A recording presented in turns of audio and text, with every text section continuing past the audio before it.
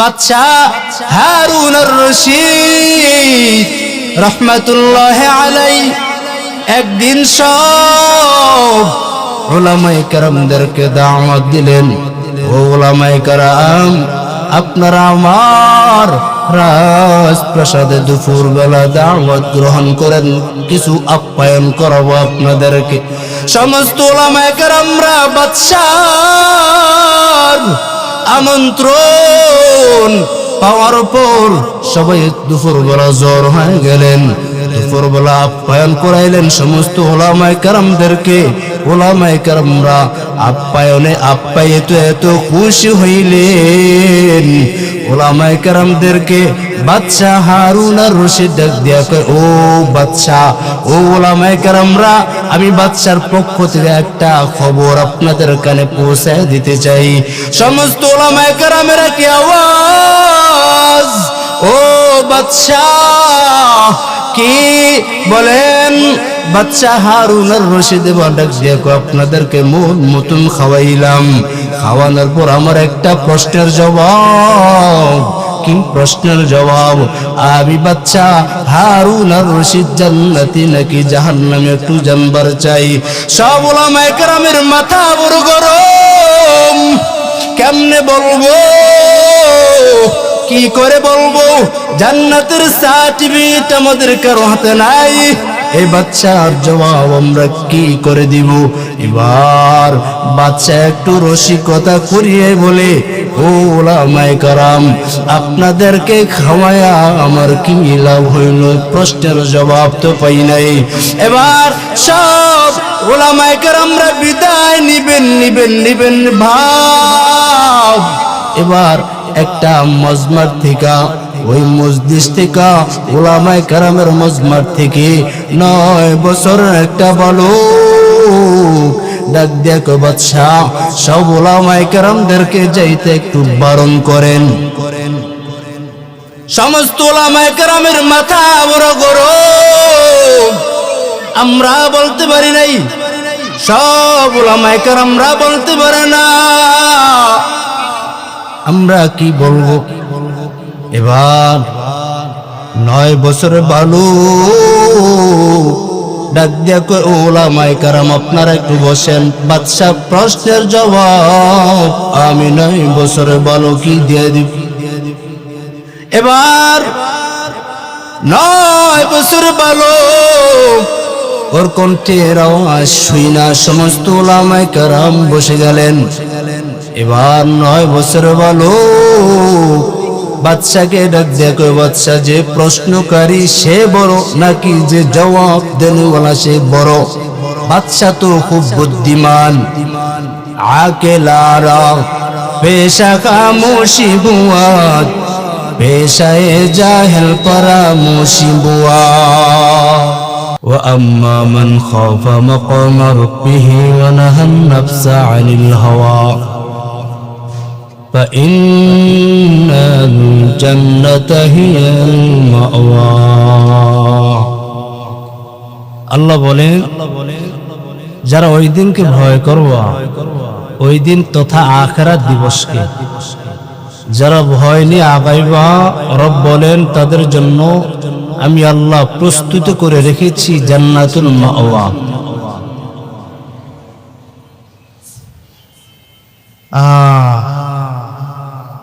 আসলে এই মজমায় আমরা সবাই একত্রিত হইতে পারছি শুধু রব ভালোবাসেন দেখা।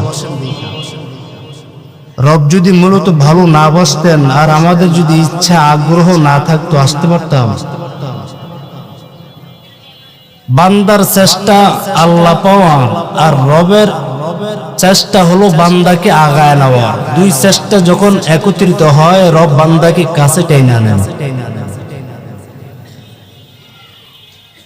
আমাদের উদ্দেশ্য ছিল মাহফিলে বসবো, কিছু হেদায়েতের কথা বাড়ি নিয়ে যাব।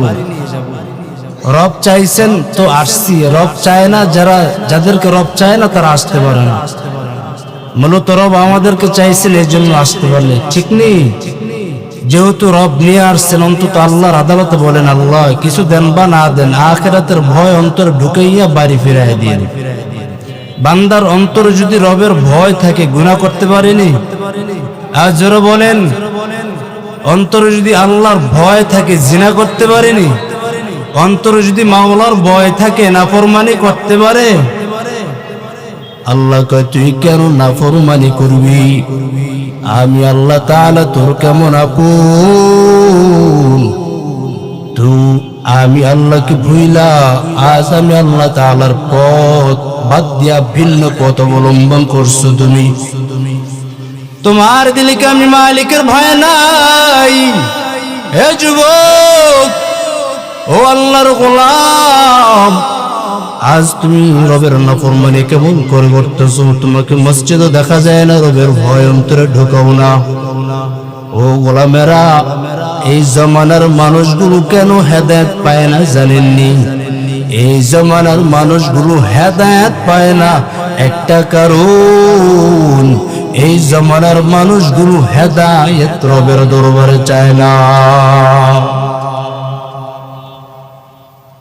যদি এই জমানার মানুষগুলো রবের দরবারে হেদায়েত কামনা করতে যুবক, তাহলে কবি হেদায়েত পেয়ে যেত। এই জমানার মানুষগুলো হেদায়েত কেন পায় না? এই জমানার মানুষগুলো মূলত হেদায়েত রবের দরবারে চায় না। আজ তুমিও গুনার মজমা বসা, গুনাহের আসরে বসে থাকো, তোমার দিলে কি মালিকের ভয় নাই? ও যুবক, তুমি কি মরবা না? ওই দিনের ভয় দিলে কি নেই? ওই দিনের ভয় যদি অন্তরে থাকে রে গোলাম, বান্দা কোনোদিন নামাজ ছাড়তে পারে না, ঠিক নেই? ওই বান্দাগুলো কোনোদিন মিথ্যা কথা বলতে পারে না। ওই দিনের ভয় যাদের অন্তরে ঢুকাইবা, কোনোদিন বান্দাগুলো জিনা করতে পারে না। ওই দিনকে যারা ভয় করবে রে মুমিন, ওই যুবক কোনোদিন ভিন্ন পথে হারাম পথে দৌড়াতে পারে নাই। এই বান্দাগুলো কেন হারাম পথে দৌড়ায়? এই যুবকেরা কেন গানের কনসার্টে বসা থাকে? মূলত এই যুবকদের কপালে হেদায়েত নাই, মূলত এই যুবকরা রবের দরবারে হেদায়েত কামনা করে না। এই জন্য আল্লাহ বললেন, আম্মা মান খাফা মাকাম রাব্বিহি ওয়া নাহান নাফসা আনিল হাওয়া ফাইন্নাল জান্নাতা হিয়াল মাওয়া। আল্লাহ বলেন, যারা ওই দিনকে ভয় নিয়ে আগাইবা, আল্লাহ পাক জানায় দেয়, আমি আল্লাহ তাআলা তোমাদের জন্য প্রস্তুত করে রাখলাম জান্নাত। ওই জান্নাতটা কেমন আরামের ঘর, ওই জান্নাতটা কেমন সুখময়ের ঘর। মা তাশতাহি আনফুসুকুম, বান্দা জান্নাতে ঢুইকা যা যা চাওয়া চাওয়ার আগে পেয়ে যাওয়া। ওই জান্নাতে যদি ঢুকবার চাও তাহলে গুনাহ মুক্ত ইবাদত করো। ও আল্লাহর গোলামেরা, যদি ওই জান্নাতে ঢুকবার চান তাহলে গুনাহ করা যাবে না। গুনাহ মুক্ত জিন্দেগি গঠন করে সামনের পথগুলো আগান। আমার আপনার সামনে বহু গুনাহের ঝড়, বহু গুনাহের মজমা আমার সামনেই আপনার সামনে আসবেই, গুনাহ করা যাবে না। ও যুবক, ও ডাকাত মুসলমান রে বাবা, আপনাদের পায়ে ধইরা কই, আর অন্যায় কইরেন না, আর গুনাহ করিয়েন না। আমার মন যেভাবে চায় ওইভাবে চলা যাবে না। নিজেকে গুনাহের থেকে নিজেকে বাঁচায়া রাখতেই হবে। বাদশা হারুন আর রশিদ রহমাতুল্লাহি আলাইহি একদিন সব উলামায়ে কেরামদেরকে দাওয়াত দিলেন। ও উলামায়ে কেরাম, আপনারা আমার রাজপ্রাসাদে দুপুর বেলা দাওয়াত গ্রহণ করেন, কিছু আপ্যায়ন করাবো আপনাদেরকে। সমস্ত উলামায়ে কেরামরা বাদশার আমন্ত্রণ পাওয়ার পর সবাই দুপুর বেলা জড়ো হয়ে গেলেন। দুপুরবেলা আপ্যায়ন করাইলেন সমস্ত ওলামায়ে কেরামদেরকে। ওলামায়ে কেরামরা আপ্যায়িত এত খুশি হইলেন। ওলামায়ে কেরামদেরকে বাদশাহ হারুন আর রশিদ ডাক দিয়া কয়, ও বাদশাহ, ও ওলামায়ে কেরামরা, আমি বাদশার পক্ষ থেকে একটা খবর আপনাদের কানে পৌঁছায় দিতে চাই। সমস্ত ওলামায়ে কেরামেরা কি আওয়াজ, ও বাদশাহ কি বলেন? বাদশাহ হারুন আর রশিদ ডাক দিয়া কয়, আপনাদেরকে মতন খাওয়াইলাম, খাওয়ানোর পর আমার একটা প্রশ্নের জবাব। কি প্রশ্নের জবাব? আমি বাদশাহ হারুন আর রশিদ জান্নাতি নাকি জাহান্নামে একটু জানবার চাই। সব ওলামায়ে কেরামের মাথা বড় গরম। কেমনে বলবো, কি করে বলবো? জান্নাতের সার্টিফিকেট আমাদের কারো হাতে নাই। এই বাদশার জবাব আমরা কি করে দিব? এবার বাদশা একটু রসিকতা করিয়ে বলে, ও ওলামায়ে কেরাম, আপনাদেরকে খাওয়ায়া আমার কি লাভ হইল? প্রশ্নের জবাব তো পাই নাই। এবার সব ওলামায়ে কেরামরা বিদায় নিবেন ভাব। এবার একটা মজমার থেকে, ওই মসজিদ থেকে, ওলামায়ে কেরামের মজমার থেকে 9 বছরের একটা বালক ডাক দিয়া কয়, বাদশাহ, সব ওলামায়ে কেরামদেরকে যাইতে একটু বারণ করেন। সমস্ত ওলামায়ে কেরামের মাথা বড় গরম। আমরা বলতে পারি নাই, সব ওলামায়ে কেরামরা বলতে পারে না,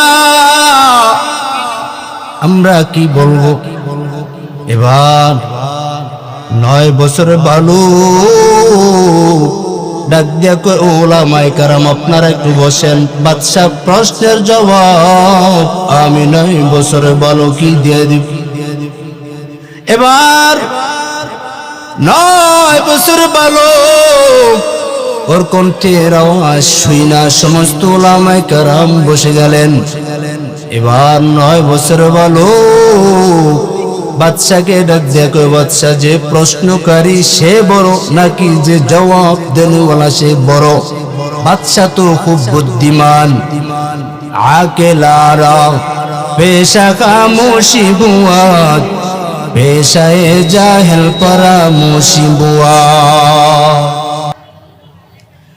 এবার বাদশা ডাক দিয়া কয়, ও 9 বছরের বালক, আমি তোমাকে তোমার প্রশ্নের জবাবটা দিলাম, যে জবাব দেয় সে তো প্রশ্নকারী চাইতে খানিকটা বড় হয়। এবার 9 বছরের বালক ডাক দেখো, বাদশাহ, যেহেতু আমি আপনার প্রশ্নের জবাব দিব, তাহলে আমি 9 বছর বালক আপনার চাইতে বড়, তাহলে আপনি আপনার সিংহাসন থেকে নাইমা আপনি ওলামায়ে কেরামের মজমার মধ্যে বসে যান। সবাই ওলামায়ে কেরামের মাথা বড় গরম। 9 বছর বলো কি বলে? বাদশা কয়, আপনারা খামোশ হয়ে যান। বাদশা ওলামায়ে কেরামের কাতারের মধ্যে বসে গেলেন। ওলামায়ে কেরামের কাতার বৈশা 9 বছর বালক ও রাজার সিংহাসনে উঠা শুকর আদায় করে, এটা আমার মালিকের দেওয়া ইলমের নূরের সম্মান। ইলমেরা ইজাজ করদান বেহিসাব, খলকেরা দান জওয়াবে বাসওয়াব, হক না দারদ দুস্তে খলকা জারেরা, নিস্তে خصلت کے دیندارا، قوتن کی نداری بدمکون، برو وجود خود سے تم بے حد مکون۔